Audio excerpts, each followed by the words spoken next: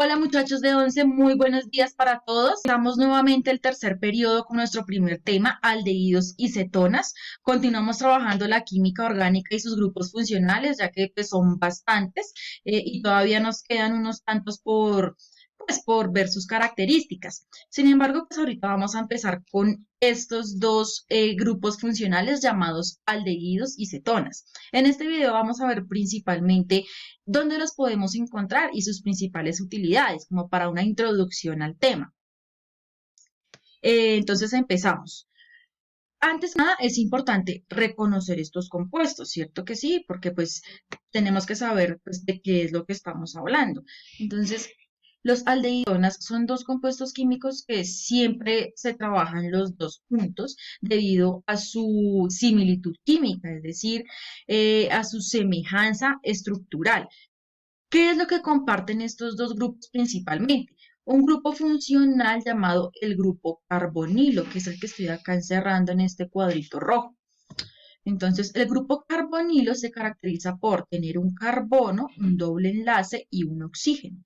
Entonces, aldehídos y cetonas comparten ese mismo grupo funcional. Bien, pero si ambos tienen esa semejanza, debe haber también una diferencia entre estos compuestos, ¿cierto? Que nos permita pues, identificarlos. Entonces, acá vemos los aldehídos, la fórmula general, y acá vemos las cetonas, la fórmula general. Para los aldehídos tenemos grupo funcional, carbonilo, y pegado al grupo carbonilo vamos a encontrar un hidrógeno,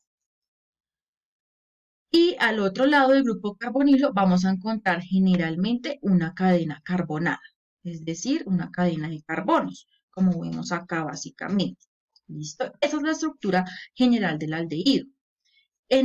Otra regla bien importante de los aldehídos es que el grupo carbonilo, es decir, este grupo que me identifica mi aldehído, esto en una estructura química de una vez sabe que es un aldehído, esta partecita, ¿listo? Grupo carbonilo e hidrógeno. Y siempre se va a ubicar a uno de los extremos de la cadena. Puede ser en el extremo izquierdo o en el extremo derecho. Nunca lo vamos a encontrar en la mitad. ¿Listo? Es decir, el aldehído siempre se va a encontrar en un carbono primario. ¿Listo? Es decir, uno de las esquinas. Ahora, las cetonas, como ustedes pueden ver, tienen el grupo carbonilo, aquí, mírenlo, y a un lado del carbono tiene una cadena y al otro lado del carbono pues va a tener otra cadena. ¿Listo? Las cetonas básicamente las podemos encontrar, o el grupo de las cetonas se puede encontrar en carbonos secundarios. Ellos sí los encontramos en la mitad de la cadena. Ellos no se ubican en ningún extremo, están siempre en la mitad. Entonces, si yo les pongo este ejemplo, carbono, carbono, carbono, carbono. Bueno, yo no dibujo los hidrógenos porque me quedaba un poco más complicado, pero ustedes saben que esto va con hidrógenos, ¿no? CH, CH, eso va con los hidrógenos. Entonces, el carbono que tenga el doble enlace y el oxígeno, entonces de una yo digo, esto es una cetona, cetona, claro, miren, porque tiene acá grupo carbonilo, cadena por el lado izquierdo y cadena por el lado derecho. ¿Listo? Ahora, un aldehído. Entonces tenemos carbono, carbono, carbono, carbono. Y en uno de los carbonos de los extremos, puede ser el primero o puede ser el último, van a encontrar pegado a ese carbono el oxígeno y el hidrógeno. O puede ser en el carbono final.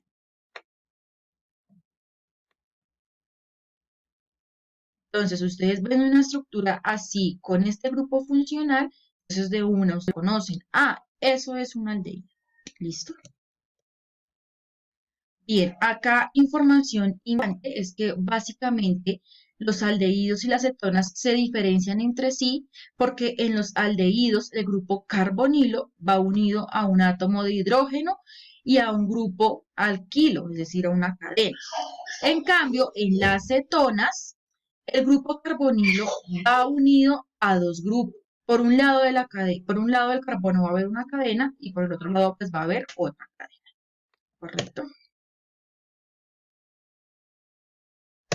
Continuamos. Bien, ahora sí vamos a hablar de algunos usos de estos compuestos químicos. Entonces empezamos con aldehídos. Algunos ejemplos de aldehídos que podemos encontrar de forma natural, pues son los siguientes.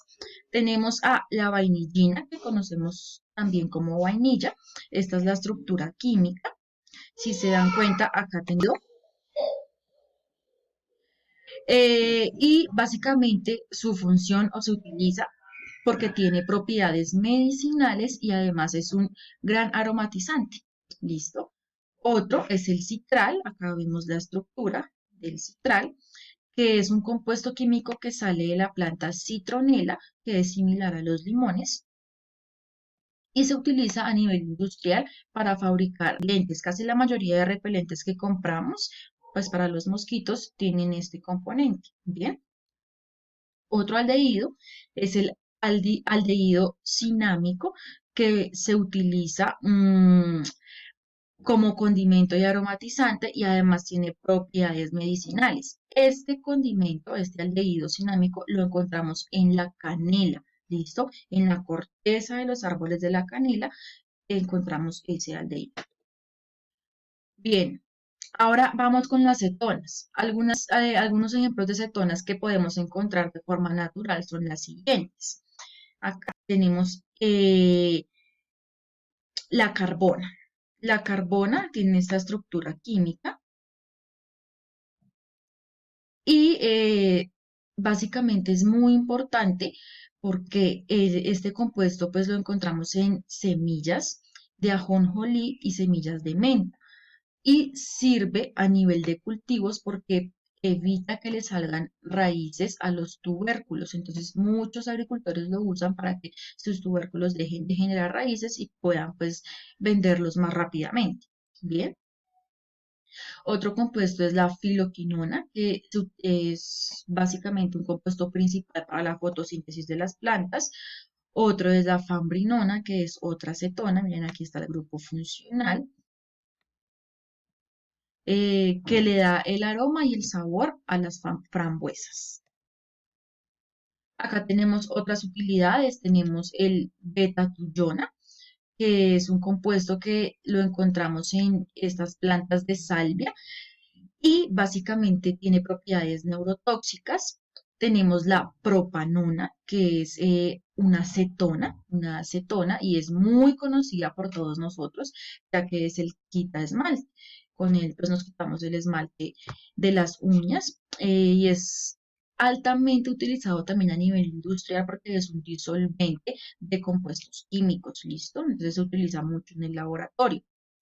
Otro compuesto es el metanal o formaldehído, que es un aldehído y es uno de los más importantes porque se utiliza bastante en la conservación de muestras biológicas, es decir, es lo que conocemos como el formol, lo que preserva o conserva sustancias o compuestos orgánicos que ya se van a empezar a descomponer.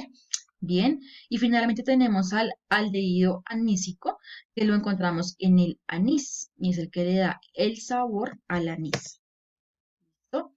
Acá tenemos el safranal, que básicamente se saca de la planta del azafrán, de los pistilos, la parte masculina se saca.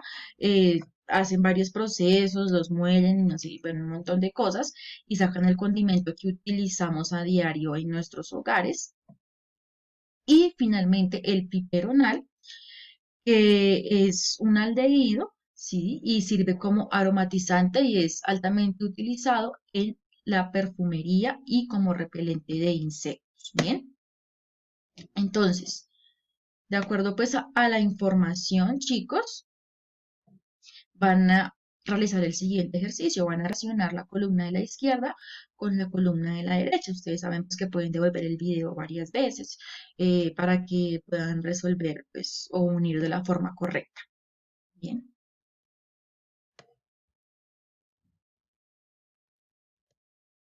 Y finalmente, para la siguiente clase, vamos a conseguir los siguientes materiales.